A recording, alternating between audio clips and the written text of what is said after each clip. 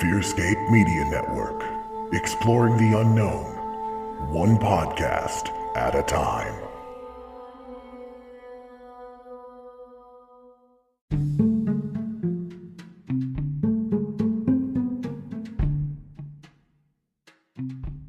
Hi, friends. This is Kelly with Wishful Drinking and Binge Thinking, the podcast where I get just absolutely hammered and I dole out psychological advice.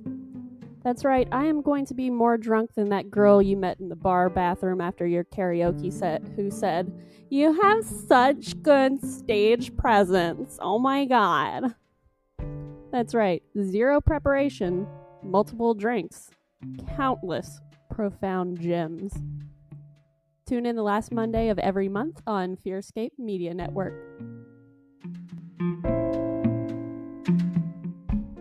Ghosts in the Attics, Bodies in the Basements may contain graphic, violent, vulgar, or explicit content not suitable for all listeners. Listener discretion is advised.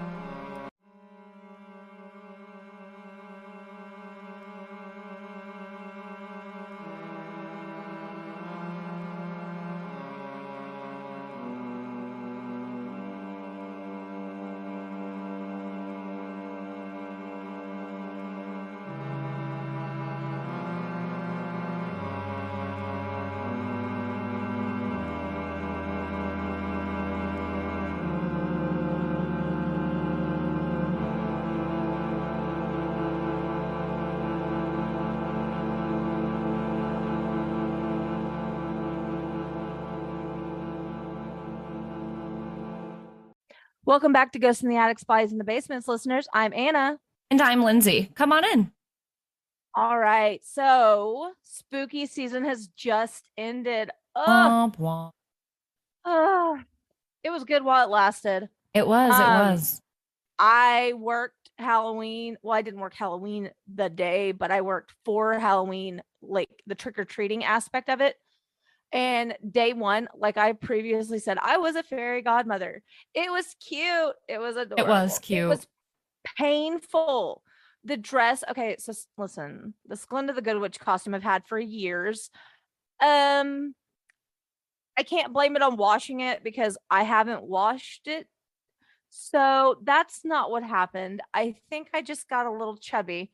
Whatever. I don't really care. I love myself, but that's not the problem. The problem is I couldn't breathe in said outfit. And that's, super fun. I don't know how women who wore corsets like on the daily did it. Do you remember that ball dress I had a few years ago? The big white one? I bought that months before the ball because it was on clearance for like $20. And then by the time the ball rolled around, I was pregnant. And I was like, I'm wearing this dress and I could not breathe. I was early pregnant, so I wasn't like huge yet. But I couldn't breathe at all. So I get it. It was so, and then I bought wings, right? Because I'm a fairy. Yeah. Okay. Yeah, no, because they were meant for toddlers. They didn't have any adult size wings. And I was like, all right. So I went to the Halloween store. I went to the Halloween store in my town and I was like, I got this. No, wings for adults were $25. And I was like, yeah, the ones at Walmart were like $3. So I'm going to go to Walmart. So my dumbass bought toddler size wings when I'm a full ass adult. And I had, when your bra is too tight, how it digs into you. And if you're a guy, you don't know this, but it does. I'm sure like pants or boxers or something. Again, right. You can relate to things being like tight. A huge line all the way around my arm and all the way across my back from these fucking fairy wings. That sounds awful. Delightful. So yeah, I was real thrilled about that.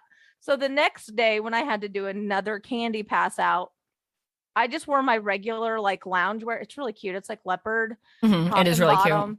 And I did face makeup. I went to my old job to visit that morning because they're right across the street from Walgreens where I was buying all this makeup. Like I don't have a ton of liquid eyeliner that's real sharp and pointy and probably not dried out, to be honest.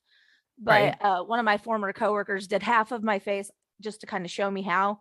And then I did the other half of my face and then filled it in. And I was a little cheetah or a leopard. I can't remember which one the leopard, because cheetahs have like the almost like eyeliner. Oh yeah. So yeah, it was a leopard.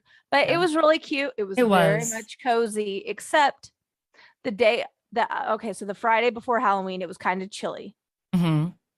Did it get hot? It did. And I'm in like woolish type clothing all day Saturday, and it was hot. But it was fine because I mean, it was like way more comfortable than that princess dress. It was a good time though. Something similar happened to me because we found out our mall had inside trick or treat. Oh, nice. And so the kids were like, oh my gosh, can we go to that?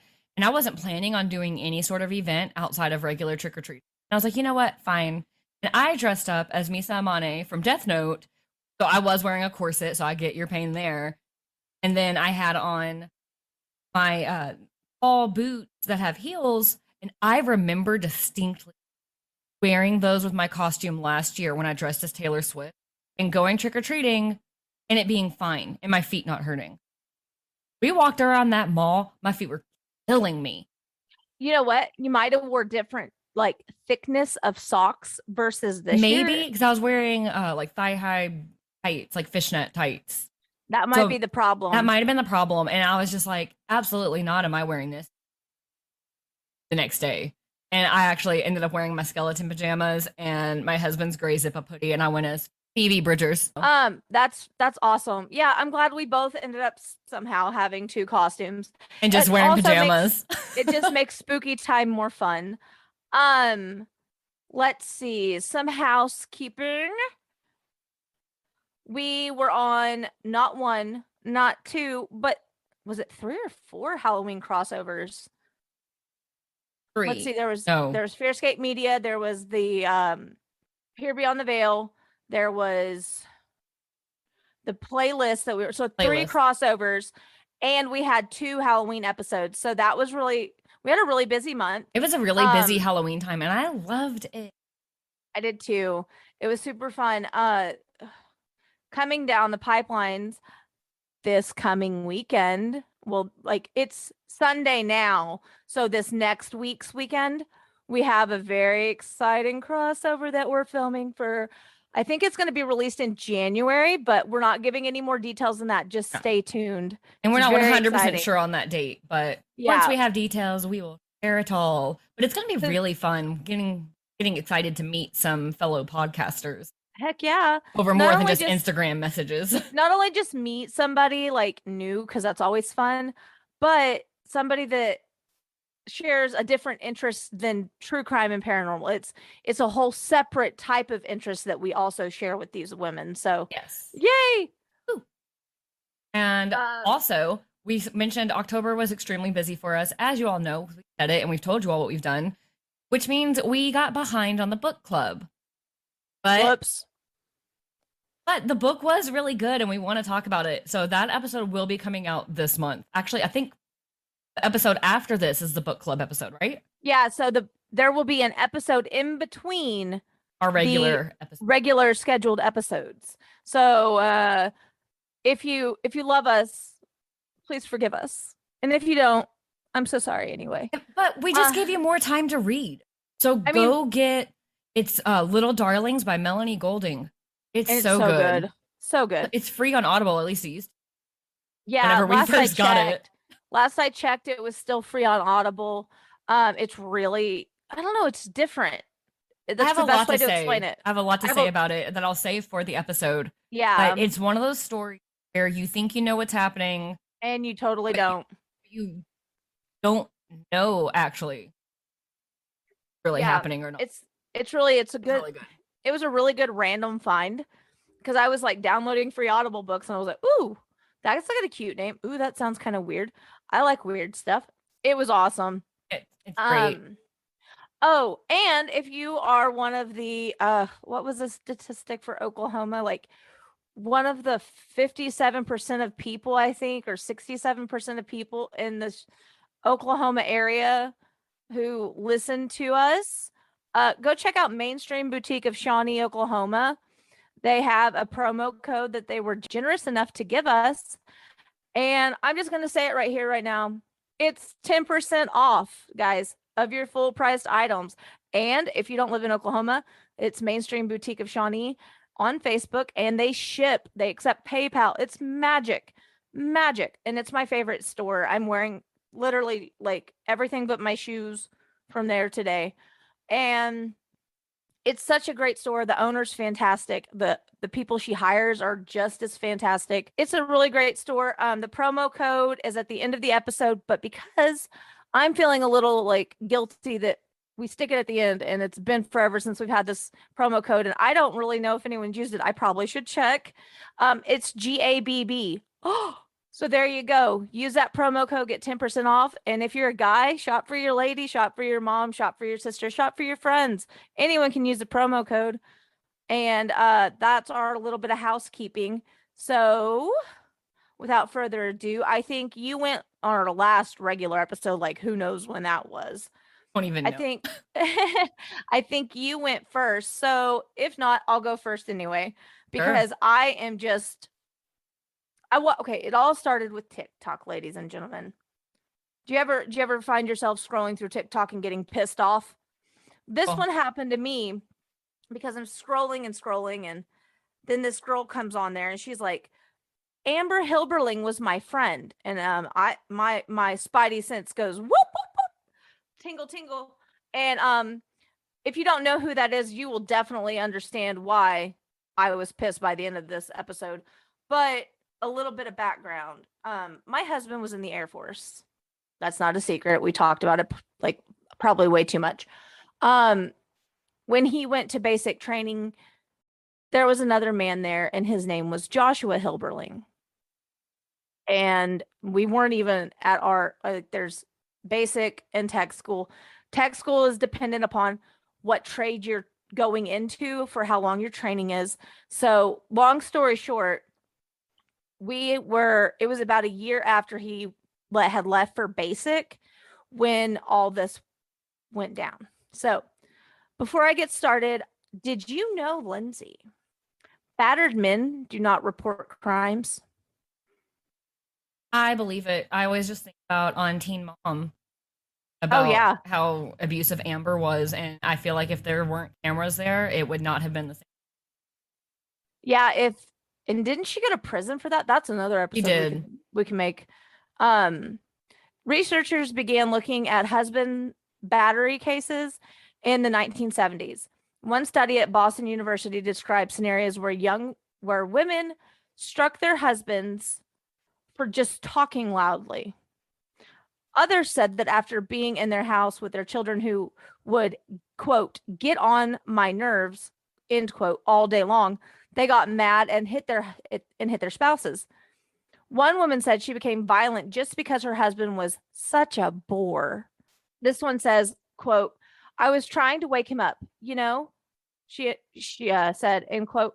It says, quote, he was such a rotten lover anyway, so I'd yell at him and bit him to stir him up. End Look, quote. My husband is hard to wake up. But if you bit him, he would be pissed. Never would I bite someone, attack him, right? I can't fathom that. I'm not gonna say I've never slapped somebody before when I was younger and completely fucking ridiculous and didn't know better. And I say didn't know better because if y'all didn't catch anything I've ever said before, I grew up in foster care, and I didn't really have parents to teach me things. I'll leave it at that. So I mimicked what I was around when I was younger. And that being said, I didn't know any better, but I sure as fuck know now. So yeah, the idea of just hitting people and biting people and just being abusive, it blows my mind. It says other studies have shown that women are more apt to throwing things or kicking their husband. Violence is also associated with sexism, lack of self-control, and mental illness. An estimated 800,035 men are physically assaulted by an intimate partner annually in the United States, according to the Census for Disease Control and Prevention in 2000 National Violence Against Women survey. About 37% of all domestic abuse victims are men, according to Denver clinical psychologist Jeannie King, who is the author of Abused Men. She co-founded the education advocacy group Partners for Prevention, which will be linked in our show notes below. All right. So all of that very heavy shit being said brings me to this devastating case of someone that my husband actually knew on a personal level. And this may be the very first true crime story that I was seriously invested in, like heavily obsessed with. And they all say, what got you hooked? Well, TikTok reminded me it was this one. Today's case will be the murder of Joshua Hilberling. Stories about women who murder men or their husbands tend to capture the public's attention. And the tale of Amber Hilberling is no different. In 2011, Amber pushed Josh from a 25-story window in their Tulsa apartment. Tulsa's in Oklahoma, by the way. I forgot to mention that. The two had been married for a year, and their relationship was tumultuous from the very beginning. With a long history of both substance and physical abuse, the couple was in the process of splitting when the tragedy occurred. Was Josh's death a genuine mishap, or was it one of those killings that just happens to look like an accident? The fact about the murder of Amber Hilberling's husband made many question what truly happened in this Tulsa couple's troubling relationship. Joshua Blaine Hilberling, who preferred to be called Josh, was born May 30th in 1988 in Tulsa, Oklahoma, and he died at just 23 on June 7th of 2011. And how, you might ask, is very tragic. But was it an accident, or was it intentional? A 6'5", 220-pound former football player, former airman, died after being plunged 17 stories from his apartment building, and he was an alleged victim of spousal abuse. The Tulsa, Oklahoma police said Hilberling was pushed out of his 25th floor apartment window at the University Club Tower on Tulsa by his wife, Amber Michelle Hilberling, who was just 19. She is being charged with first-degree murder. At the time, Amber was 7 months pregnant. She told Dr. Phil that she screamed at Josh and called him a coward before shoving him. Quote, "We taught him to never hit a woman, but what we didn't think to teach him was to get away." End quote. His mother, Jeannie Hilberling, told ABC affiliate KTUL, quote, "We just will never forget him. He's one of a kind. Anyone that knows Josh is going to miss that smile, but no one more than his proud military parents who wanted the world for their son," she said. The couple had been married only a year, according to his parents, but the last month their son went to domestic violence intervention services for help. It had been hard, they said, for him to admit he was a victim. Josh didn't leave because Amber was 8 months pregnant with their first child. Quote, "Most of the time you have a homicide similar to this, and typically the woman is the victim," said Officer Jason Willingham, spokesman for the Tulsa police. Quote, "I don't recall any situation that's similar in recent history for sure." End quote. But Amber's lawyer said she was the victim of domestic violence. Jason Corns told local TV station KMRZ, "This is a tragedy for everyone involved, and it wasn't a crime." I'm sorry, I just can't. Like, how are you going to sit there and say no crime was committed? If she's claiming she's a victim of domestic abuse, then there was a crime committed. If he was a victim of domestic abuse and therefore died because of it, a crime was committed. That guy's just talking out his ass. But even if it was an accident, he still admitted to shoving him. Whether it was her being the abuser or self-defense, however you want to put it, he admitted to shoving him. Yeah, and calling him a coward. There was a crime, period. Yeah. Okay, the police received a call Tuesday afternoon from witnesses who reported a suicide from the apartment tower. According to Willingham, Hilberling had fallen from the 25th floor to an 8th floor parking garage. When the paramedics arrived, police questioned witnesses and those who knew the couple, determining that Josh had been pushed out the window, breaking the window and causing his death, said Willingham. "It was a heck of a fall." End quote. The first time Amber was arrested, on second-degree murder, but later police changed it to first degree when they looked at all of the evidence. Quote, "It tipped the scale," he said. So far, no charges have been filed, according to Susan Witt, the district attorney. I'll get to that in just a second. The Tulsa police are still investigating, said Witt. When their investigation is complete, reports will be forwarded to the district attorney's office for review and decisions about the charges. Willingham said the couple had a history of domestic violence and there have been protective orders on both sides. That part kind of sucks, but it makes sense because is it self-defense or is it abuse? You don't know.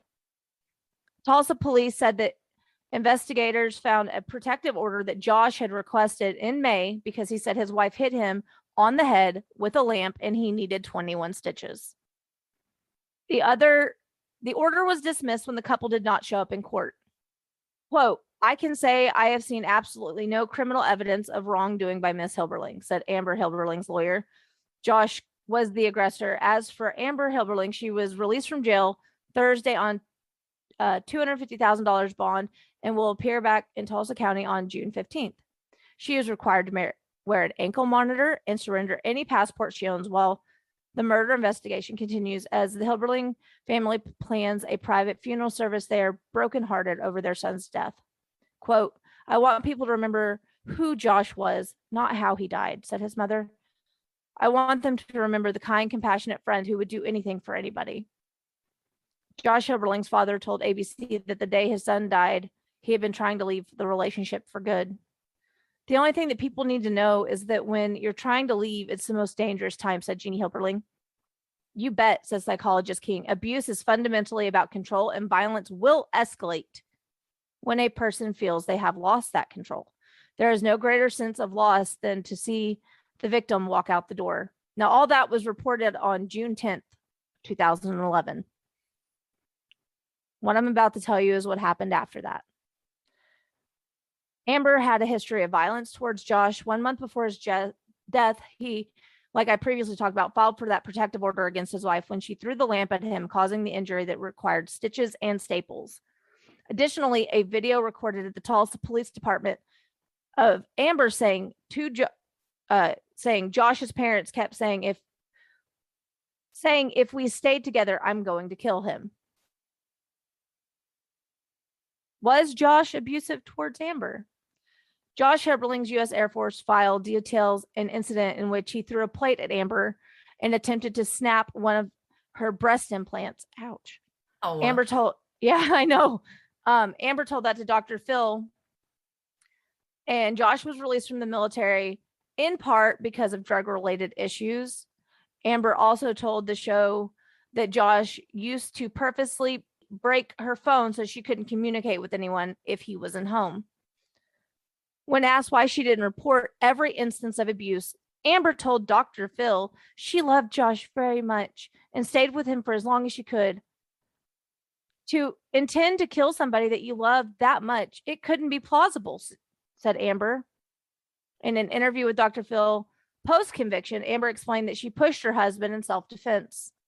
"He reached out and grabbed me. I was pregnant and he didn't care," Amber told Dr. Phil. She said that she pushed him off of her. He fell to his death. The window wasn't supposed to happen, she explained. A neighbor reported that she heard Amber scream, "No, no, no," directly before the incident. There were also running noises and then the sounds of shattering glass. I'm going to take a time out right there. The sound of running and then shattered glass. What do you think happened, Lindsay? I think she charged him. I was about to say, it sounds a lot like gaining momentum. Take on somebody larger than yourself. Yep. But like I said, I've been invested in this case for a smooth minute. Amber told her grandmother, however, that Josh was working on their television set when she pushed him, and the prosecution claims there was no signs of struggle in the apartment.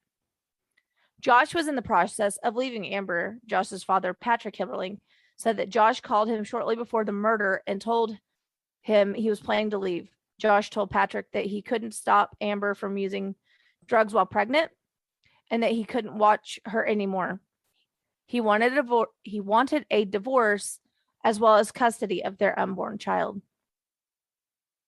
Josh supposedly called his father to ask him for a ride, but Patrick couldn't get off work to pick him up. Amber says it broke her heart to have him leave.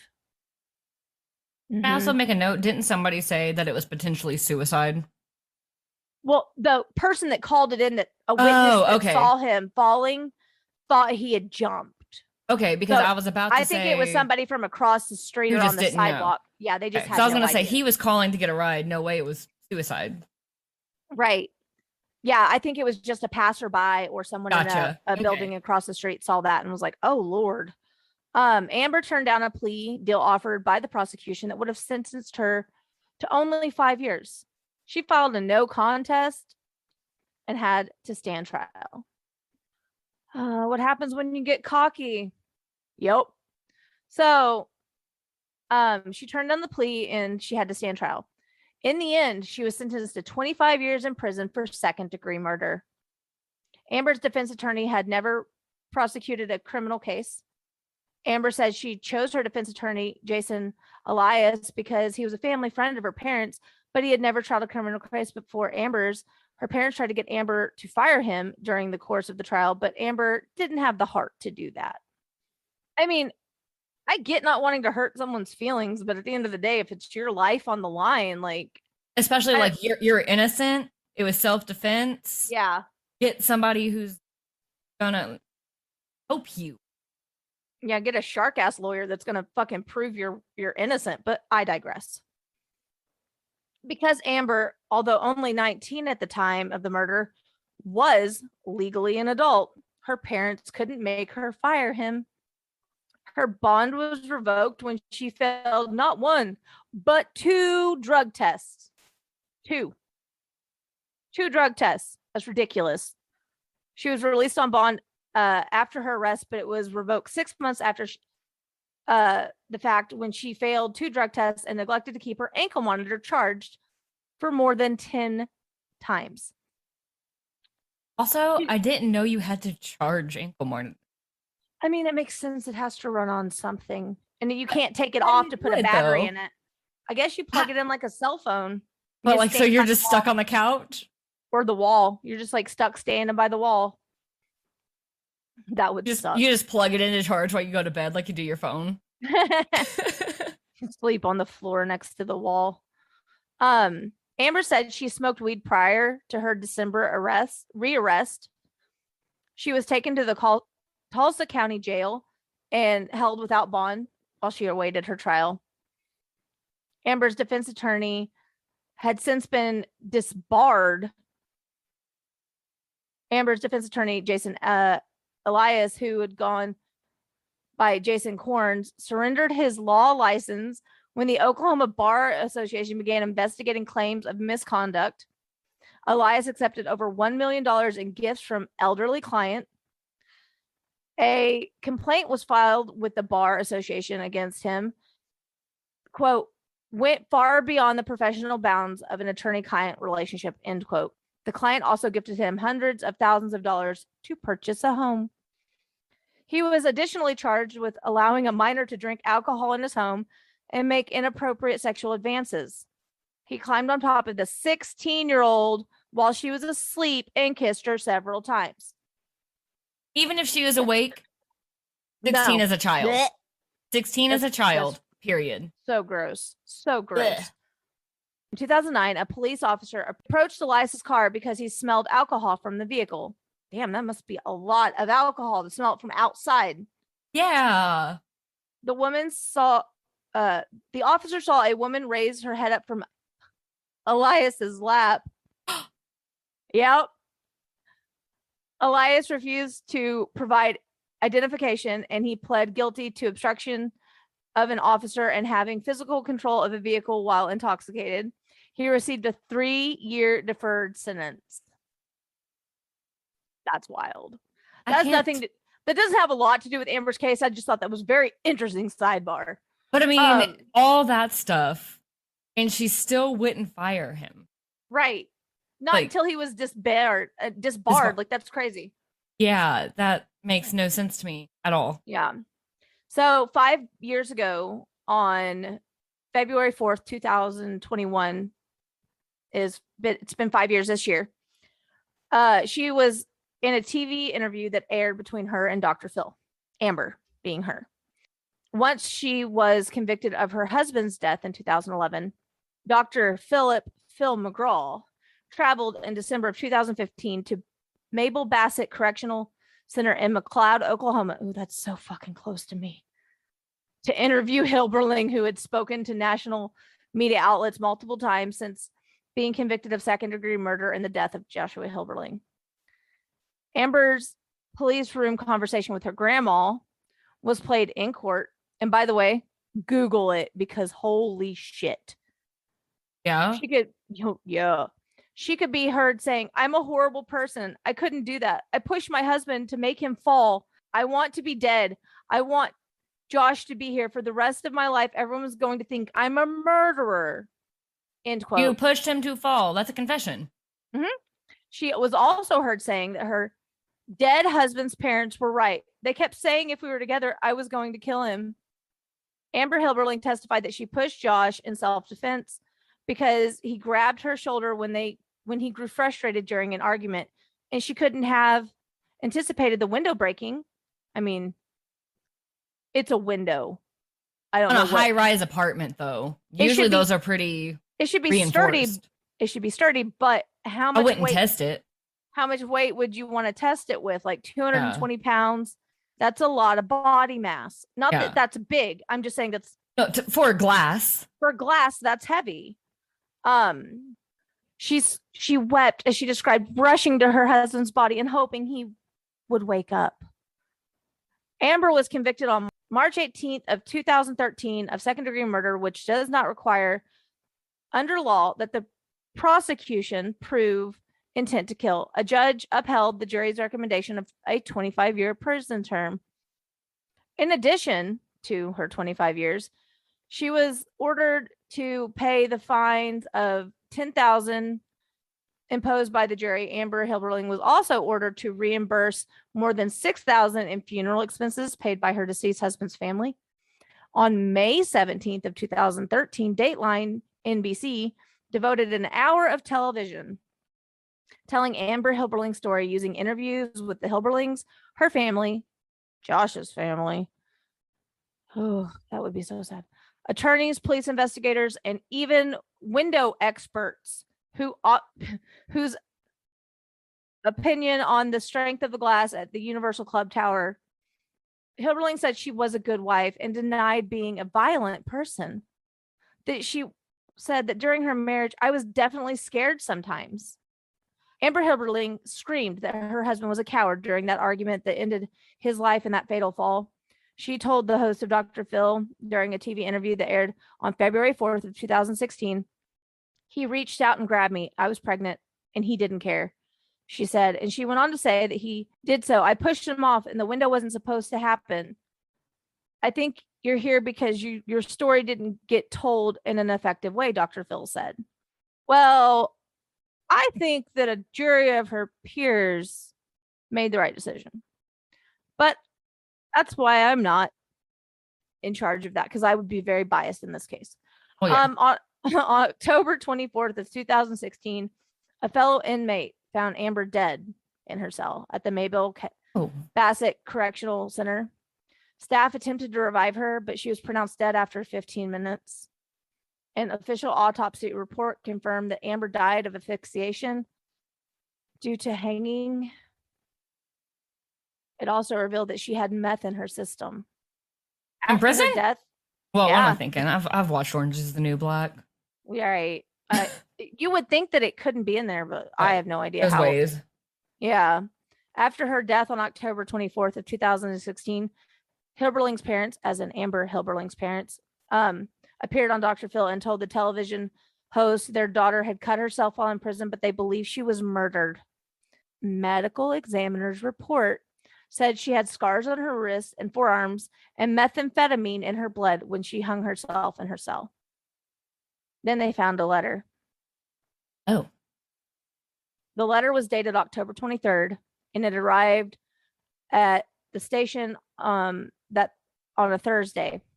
It said, What was said cast some doubt on the medical examiner's claim that it was suicide. Quote, I am willing to do an interview despite my honest reservations, Amber Hilberling wrote in her letter. Hilberling makes it clear she's been burnt before by a journalist, promising to listen. Quote, please understand the misfortune I've suffered from media interviews, wrote Hilberling. I had agreed to do on the popular promise of helping me.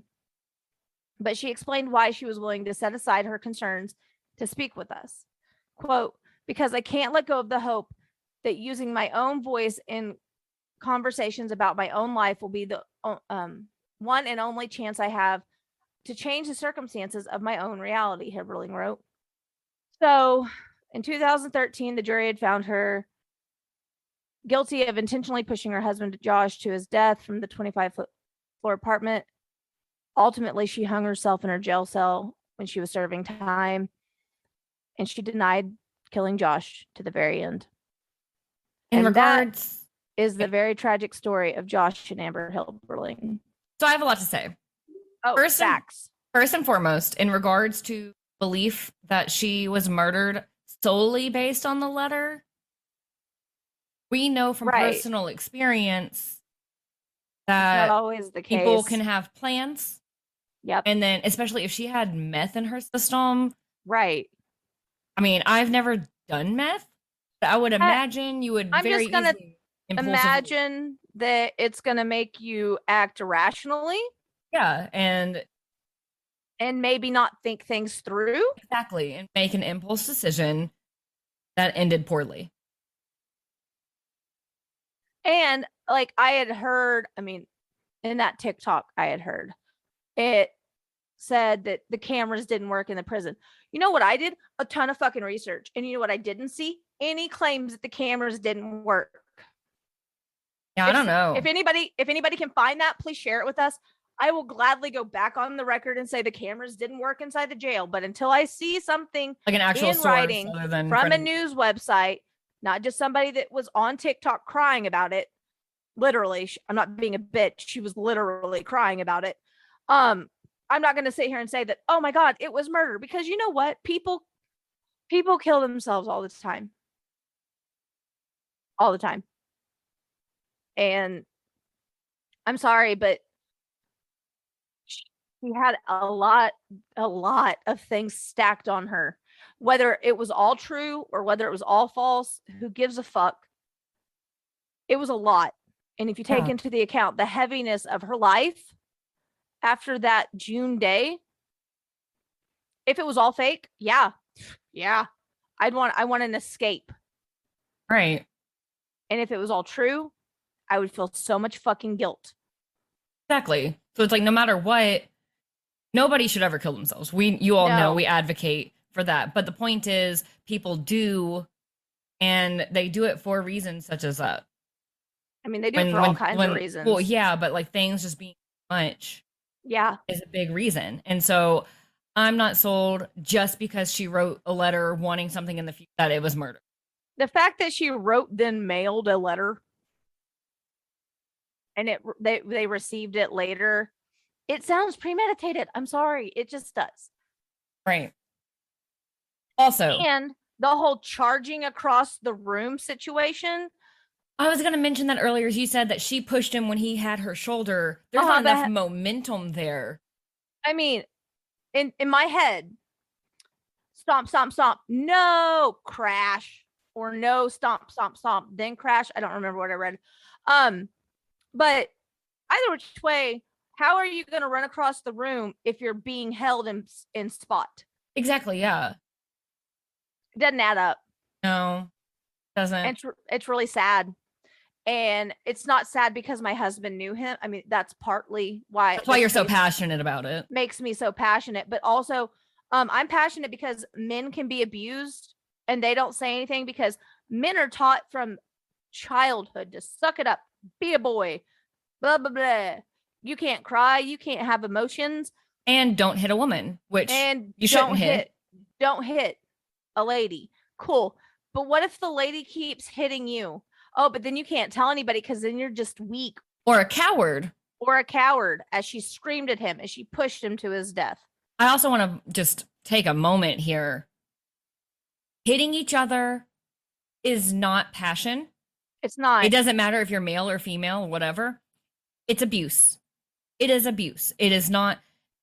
I know it's easy to say get out. We all know that there's no easy way out as a victim of domestic violence. So I'm not saying like you better get out of that situation. But you're in a situation where it's like, oh, well, we're just so passionately in love, but she scratched me to pieces last week. But then I pushed her down. That's not healthy. That is toxic. That is abuse. Point blank. Yeah. That is abuse. And like, why is it so cutesy for girls to slap guys? Listen. If you are being in self-defense mode and someone is grabbing you, whatever, and then you slap a dude because you can't land that punch to really get him off of you, but that slap might startle him. Self-defense is not what I'm bitching about. What I'm bitching about is when your boyfriend aggravates you and you go, oh my God, meh, and then slap him because you're just throwing a tantrum and somehow that's cutesy. No, it's actually not at all. Like I had a boy and a girl. Girl first, then a boy. Do you know what I taught both of them? Keep your hands off each other. We don't talk to each other nasty, and we don't treat each other nasty, and we don't touch each other, period, unless it's a hug. Right. I've always told my children our hands are for high fives, hugs, hand holding, whatever, not for hitting and hurting. No. It just aggravates me. And then like, okay, the part that I kind of almost purposely left out because this person is 1,000% innocent and they deserve their anonymity more than anyone in this story, is their child. You can find the child's name, etc., by looking it up on the internet. I am not going to advocate you to do that. Let that baby. They deserve privacy. Yeah. The baby deserves privacy. That child lost both of their parents in a horrible, tragic way. Yeah. And I'm assuming I refused to do research on the baby. The baby is not he is the ultimate victim of the case, right? But he is not the victim in question. I didn't do research on him because I'm assuming one of the grandparents has custody in there, or maybe they share custody, even though they like literally hate each other. Somebody has custody of that poor sweet baby, and I just hope that he or she turns out okay and is able to have a relatively normal life given the circumstances. Yeah. And that's we all know children who grew up in extenuating circumstances, including with domestic violence, whether it's one parent, the other, or both. And it's really sad. And those children just normal life more than anything. And the thing of it, no one deserves to be pushed out a window. Accident or not. Yeah. Accident or not. Don't push people. Don't shove. I mean, my favorite is somebody like, there was this one girl in high school and she was like always cracking up laughing, and then she would just like slap the shit out of your arm or your back. And she was like, I was just laughing. And I was like, if you fucking touch me one more time. That's like a whole shtick on an episode of Friends, isn't it? Joey is dating a girl that everyone loves, and he's like, she hits me. Right. It's just like love taps aren't cute. Like, I'm not talking about like somebody like popping you on the butt and be like, whoa, that's cute. Like, that's not what I'm talking about. Like somebody hitting you and say, oh, it was a love tap. No, that's not nice. Somebody hitting you and saying, oh, I was just joking. Oh, well, that's not funny. Right. Like, keep your hands to yourself. I don't know how it's so fucking complicated for people to know that. Yeah. Domestic violence is not passion, period. I don't care if you're a man, woman, whatever. And men absolutely can be victims of domestic violence. I know we've already said that, but I just wanted to. That's why I wanted to lead into the story with the statistics, because I didn't know those going into this story. And when I found them, I was like, wow, that's really jarring. Yeah. That was a very depressing story today. It's not depressing. It was important, but sad. So, what do you have for me today? Are we talking about witches and goblins and ghouls, or have we moved past that since it's no longer spooky season? Well, ironically, on our Halloween episode, I had told a story, if you remember, the god-awful story of the hollow-eyed children at Shafter Lake. Oh, no, I don't like that. Mm-mm. But when I told that story, you asked if it was black-eyed children, and I was like, no, that's Oh, you're not going to do this to me today, are you? I am going to do this to you today, because the black-eyed children is one of those things that has always terrified me, but I did. So here we are. I'm going to cover the black-eyed children today. I'm so nervous. So, those who don't know, the black-eyed children are paranormal creatures that look like children, usually aged between 6 and 16, which I don't know why every single source says. Why is it so specific to those ages? Because they're... So I think they're aged between 6 and 16 because they're actually able to be independent. They know to ask for help. Maybe that's it. But it is strange. So they're around 6 to 16 years old with pale skin, sometimes in like outdated clothes, and they're asking for some sort of help, ride, begging for something, asking if they can come in and call their parents. But then when you look at them more closely, their eyes are completely black. Ugh. And I got chills saying that. Also, I've heard, I don't know if you're going to cover this, but I heard in one story I listened to on a TikTok, somebody was saying that they found like some kids lurking near their car, and they're like, "Can I get a ride?" or whatever, and it was just like they thought it was black-eyed kids because they were dressed funny and all this, but they just were talking. They didn't have like evidence to back it up. I mean, at the time, I probably wouldn't think to record it either, though. No, but so their eyes are completely black, and this feeling of dread comes over you. And I saw one source that said that some people believe that the kids only approach you if you already know about them, like know about the existence of black-eyed kids, which I hate, and I hope is not true because like I know about them, and now all of you do. So if I'm going down, you're going down with me. Yeah. But regardless of what they ask, absolutely not let them in, because your life will be filled with horrible darkness, bad luck, whatever. So these stories started, which I would have assumed, especially because, given the idea of them having outdated clothing, this is a pretty old thing. It's not? It started in 1996 in Abilene, Texas, which is far too close for comfort for me. So the first report was in 1996. Yes. That's too close to now.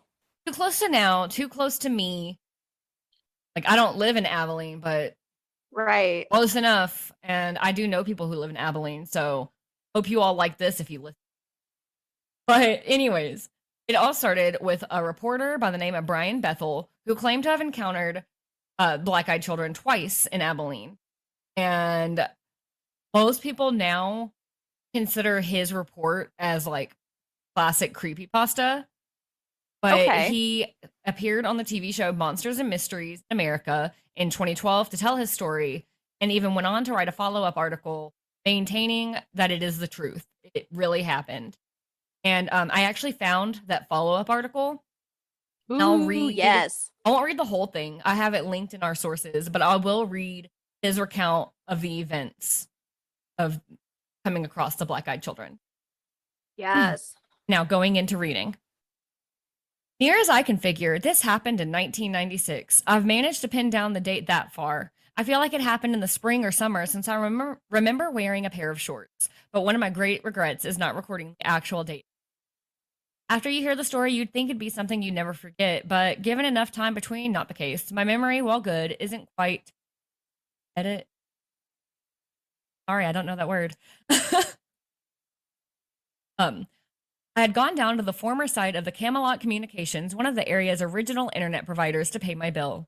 At the time, Camelot was located on North 1st Street, near the movie theater, in the shadows of what is now Chase, then Bank One. I was using the light of the theater's marquee to write out my check, definite sign of the times right there, just my little side note, which I planned to put in the Camelot's night drop slot. Involved in my work, I never heard them approach. There was a knock on my driver's side window. Young boys, somewhere between 9 to 12 years old, and dressed in hooded pullovers, stood outside. cracked the window a bit, anticipating a spiel for money, but I was immediately gripped by an incomprehensible, soul-racking. I had no idea why. Conversation ensued. One boy, a somewhat suave, olive-skinned, curly-headed young man, and myself. Together, a red-headed, pale-skinned, freckled young man stayed in the background. The spokesman, as I've come to think of it, told me that he and his companion needed a ride. They wanted to see a movie, Mortal Kombat, but they had left their money at their mother's house. Could I give them a ride? Plausible enough, but all throughout this exchange, the irrational fear continued.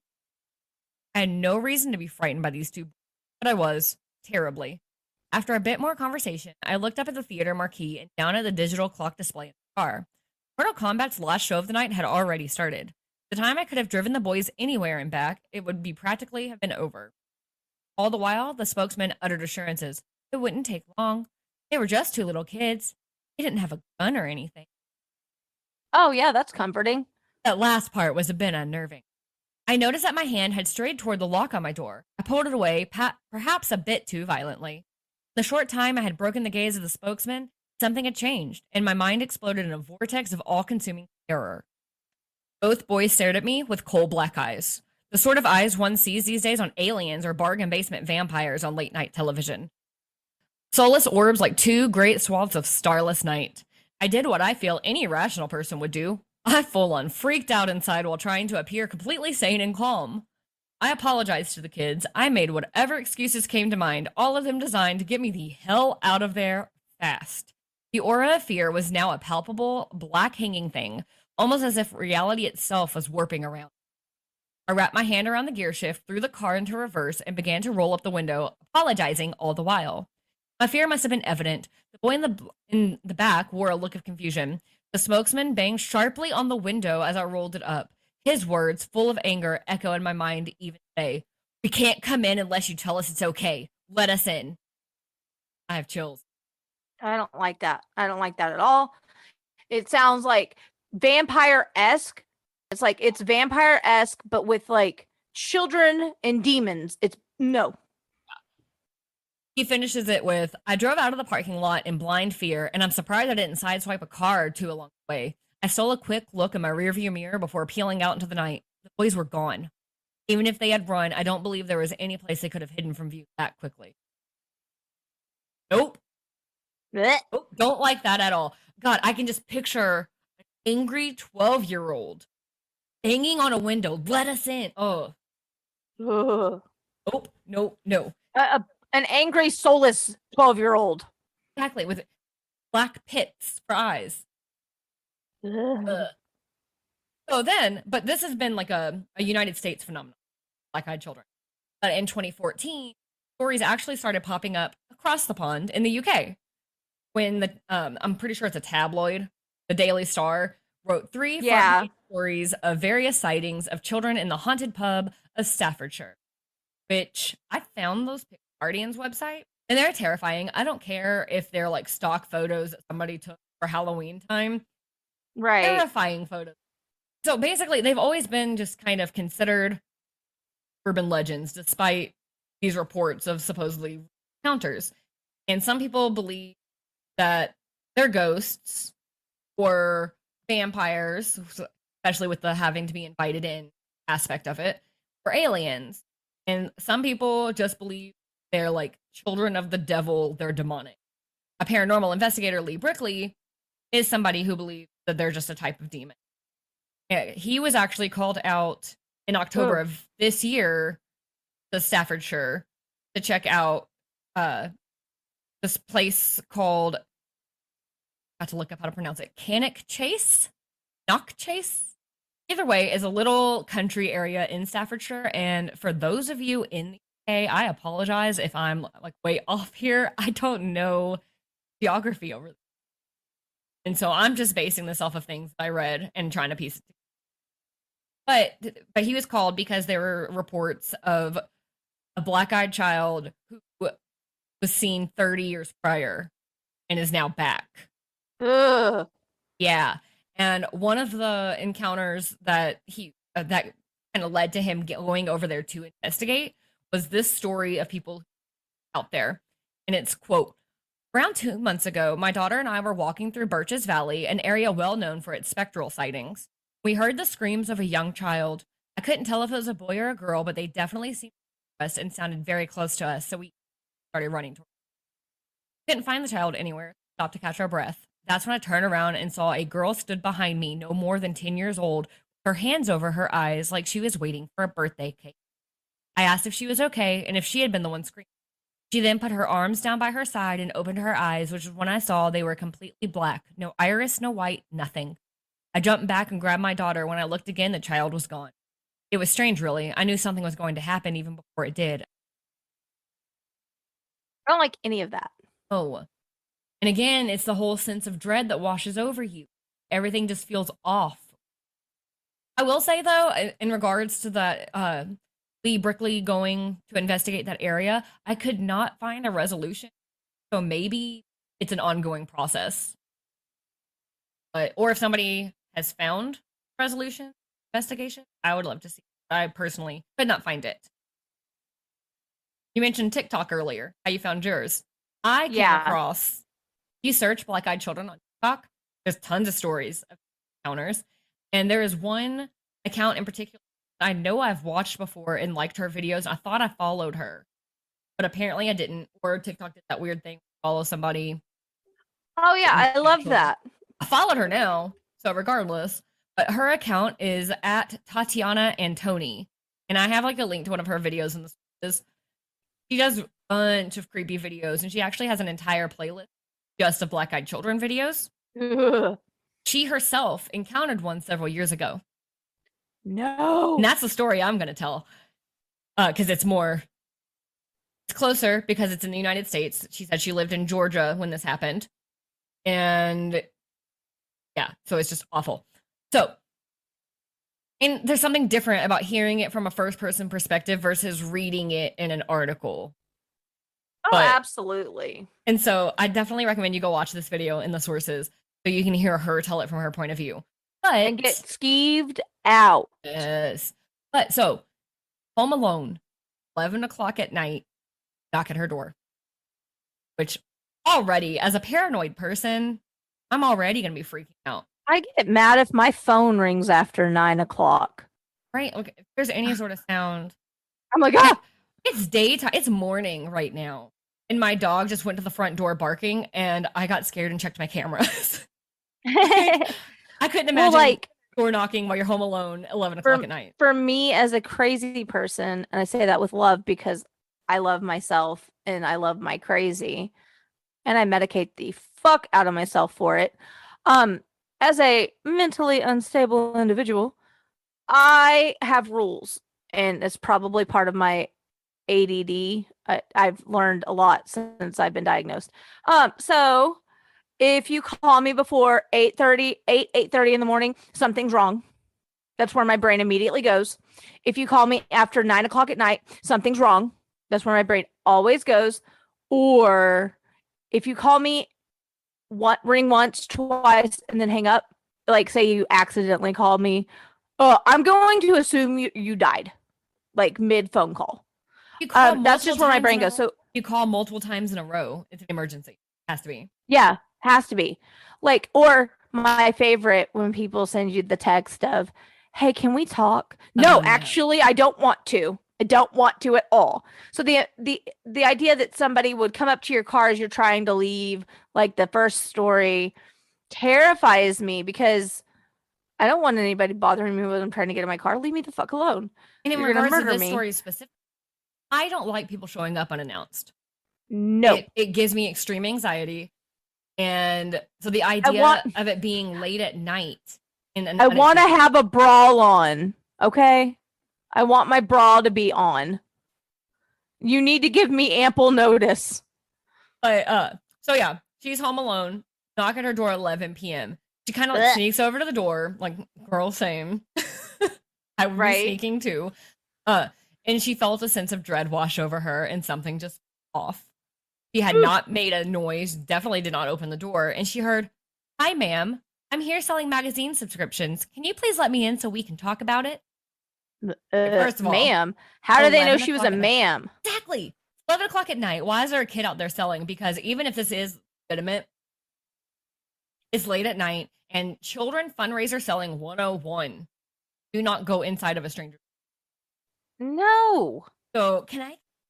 No, you cannot. Go home. So back to the story. She does not say anything, does not respond, does not open the door. And he says, please, ma'am, it's only going to take a minute of your time. Can you please let me in and let me borrow a corner? Which she ignored. He knocked a third time and said, well, can I at least have a glass of water? I've been out here all day. Oh, I get chills just reading these. Yes. She basically just decides the best course of action, not comfortable enough to answer the door. She decides she's just going to kind of sneak away from the door, wait him out. Like, he's going to eventually get tired of trying to come or trying to get her to answer. He does. He moves on, and she can hear, because it's an apartment, she can hear him knock on the person across the hall's door. And she can hear them open it, and he does the same spiel about the magazines. Then she hears the neighbor yell for her husband and slam. Huh. So she's like, that's weird. And right. then went to bed or whatever. And then the next morning, her neighbor comes over and knocks on the door. And she knows the neighbor, so she like opens the door and talks to her. That kid come? Like, yeah, he did. She goes, you didn't open it, did you? Like, no, of course not. The neighbor said, when I opened the door and looked at his face, his eyes were completely blacked out. I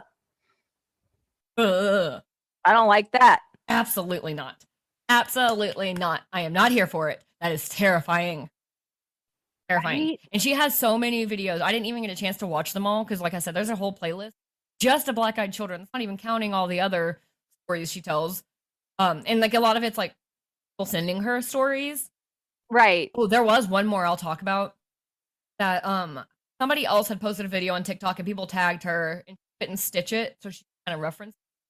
And she had said that the woman who had posted the original video was at the grocery store and a little girl came up to her asking, like, and like was like lost or whatever. And so she's like, where are your parents?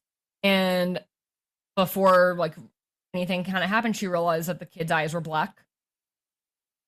And then the girl got like really frustrated, shrieked, like blood curdling, shrieked and ran off.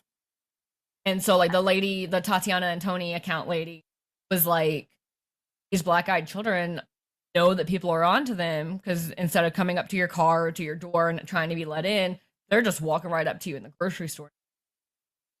And that's like crazy. Desperate for whatever it is that they are trying. So I have a theory, and I don't know if you found anything in your research, but I've never researched black-eyed children. Do they need your soul or your life source or like whatever to Nothing I keep read being said, eternal? Nothing I read said what they're looking for. Okay. Just that if you let them in, like you're gonna have bad luck. Like one of the stories, I don't remember all of the details. They had a bunch of health issues after the fact. Like, oh my goodness. But what I did find in my research, even though I did not find that, was that apparently there's white-eyed kids. There's white-eyed kids? And I didn't dig much into it because that's not what I'm covering. But apparently, unlike their black-eyed kid counterparts, they don't have to be invited in. They just show up inside your house. Nope. All the way the fuck no. So I read that and was like, nope, close out. Yeah, let's just have an actual demon show up, just poof, out of nowhere. Nope, I'm not comfortable with that.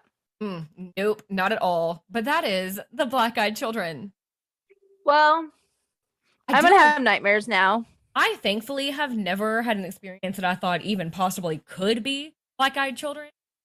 I did used to have little kids randomly show up at my old house several years ago.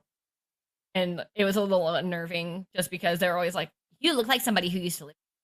And so then my mind's like, was that person murdered or something? Even though they never said it. Right. But they were just normal kids. They probably knew the person who lived there before me. Whatever. But I didn't think they were black-eyed children. Hopefully I never encounter one. That is one of my biggest fears. And but if any listener come across a black-eyed child or like know somebody who has like an actual account, not just like you saw a TikTok of it, like how I said, like let us know. Let us know. Are you okay?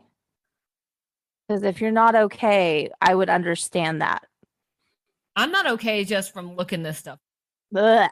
I'm scared. So I've never encountered a black-eyed kid or thought I had, but I probably maybe told this on the podcast before. There's no other kids that live in the neighborhood but mine. Like it's not a retirement community, but it could be, if that makes sense. Like where I live, it's like your parents' age and up, elder. Yeah. Than you type people. And then there's us and now our new neighbors, but I digress. So I have 2 kids. There's only 2 kids in the whole neighborhood. And I was like, hold on. Doorbell starts going off. I was like, who the fuck is at my house? Yeah. A child, like a 7-year-old little girl. I was like, hello. She's like, hi, I'm S. I'm not going to say her name because I love her mom and I love her and I'm not going to give out her privacy. Right. She goes, I'm S. And I go, well, hello. She goes, where's the girl that lives here? I go, where do you live? North Carolina. I go, how are you okay? Why are you here? She goes, my grandma lives down the street. Anyways, back to my question. Where's the girl that lives here? I go, why? She goes, well, because I'm bored and you have a trampoline and a child, so I want to play with them. I go, okay. I go, how old are you? She goes, I am 7. No, almost 8. I go, right. Oh, okay. Hold on. I was like, where's your grandma's house? She goes, 2 doors down. I go, okay, I've seen her outside. She goes, yeah, she gardens. Anyways, where's the girl? And I go, hold on. So I scream for Jillian and she goes, hi, I'm S. And grab Jillian by the hand and she goes, we're going to play. Come on, we're going to be friends. And I was like, I want to be that cool and confident. Like, just stroll up to somebody you don't fucking know and demand that they're your friend. Like, right. And Miss K, her mama, if you're listening, you have the coolest fucking kid I know. Little Miss S is a whole 12 now, which I can't get over. And you've added 2 more to the bunch, and I just love you all dearly. But your daughter is a force to be reckoned with, and I swear that child gave me a run for my money that afternoon because I was stuttering. I didn't know what to say. I've never encountered a child who was so assured of who they were and what they wanted. It was great. But now just imagine that same story with blackout eyes. Yeah, it was just one of those things. Like, I was at home, unexpected company, like type of stuff, and like there's a kid at my door. That's the closest thing I've ever had to a black-eyed child, was a black-haired child. But well, that was fucking unsettling. Thank you so much for the nightmare fuel. I really appreciate it. That's what I'm here for. Why we have ghosts up in our attic. You know what's so funny? I don't know if I've said this on the podcast before, but like, I write my dreams sometimes. Like, if I have a repetitive dream, I feel like it's just like a sign from like the demons that haunt my brain to write it down. Yeah. And I wrote that story. I don't remember what I called it. The book's across the room, but it's the very last story in the book, Twisted. And it still fucks with me that was a nightmare I had like 5 different times. Your doppelganger story? Yes. Ugh. And like that right there was like the scariest nightmare I've ever had. And it still bothers me to this day. So I can only imagine if a wide-eyed we're gonna have to cover those soon. If a wide-eyed child just appeared in my house. I'm not sure if there's very much on them. I do know that Tatiana and Tony TikTok account that I did not get a chance to watch that said the difference between black-eyed children and white-eyed children. So maybe I'll like check out her video and see if there's more stuff there. Not 100% sure if there's enough difference to do a whole other episode, but we will see. Right.